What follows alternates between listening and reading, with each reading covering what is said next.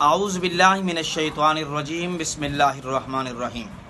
محترم دوستو، یہ جو ہم نظر نیاز دیتے ہیں، حضرت حسین کی نیاز ہو گئی، محرم کے حوالے سے نیاز ہو گئی، کوئی بھی نیاز ہو گئی، آیا شرعیت میں اس کا کیا وجود ہے؟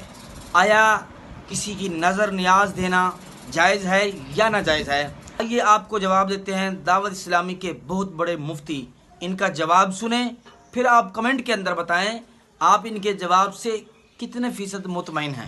جی بیٹا، بالکل جائز ہے، لیکن پہلے تصور نیاز کو سمجھنا چاہیے۔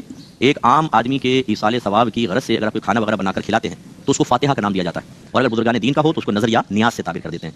اس میں اہل سنت کا بیسک کانسیپٹ، مسلمانوں کا بیسک کانسیپٹ یہ ہے کہ کھانا صرف اللہ کے لیے بنے گا، کسی مخلوق کے لیے نہیں، صرف اللہ کے لیے کھانا بنے گا، ثواب بھی اللہ ہی عطا فرمائے گا، اس کھانے کے ذریعے اللہ کا قرب حاصل کرنا ہی مقصود ہوگا۔ بس اتنا ہوتا ہے کہ ہمارا حسن ظن ہوتا ہے کہ اللہ تعالیٰ اس پر ہمیں ثواب عطا فرمائے گا، وہ ثواب ہم فلاں کو ایصال کر دیں گے۔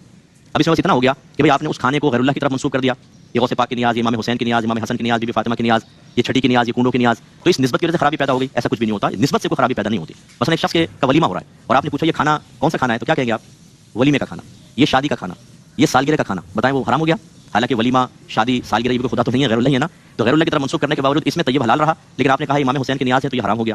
تو یہ کوئی کسی کا قصد ارادہ نہیں ہوتا کہ امام حسین کی رضا کے لیے، امام حسین کا قرب حاصل کرنے کے لیے، یا مد اللہ ثم مد اللہ ان کو راضی رکھنے کے لیے کوئی عمل کر رہا ہے۔ عمل صرف اللہ کے لیے ہوتا ہے، ثواب ان کو ایصال کرنا ہوتا ہے، تو اس میں کوئی حرج نہیں ہے۔ لیکن جب بھی آپ کوئی طریقہ اختیار کریں، میرا مشورہ یہ ہے کہ اچھے علماء اسلام سے پہلے اس کے پورے طریقہ کار کی وضاحت طلب کر لیں، زیادہ بیسٹ ہے۔ اس سب کو پیغام ہے آپ نے مفتی اکمل صاحب کا جواب سن لیا کہ اگر نظر ماننے کی نیت یہ ہے کہ اس کا ثواب تو مرحوم کو پہنچے اور اللہ تبارک و تعالی ہی اس کا ثواب دینے والے ہیں،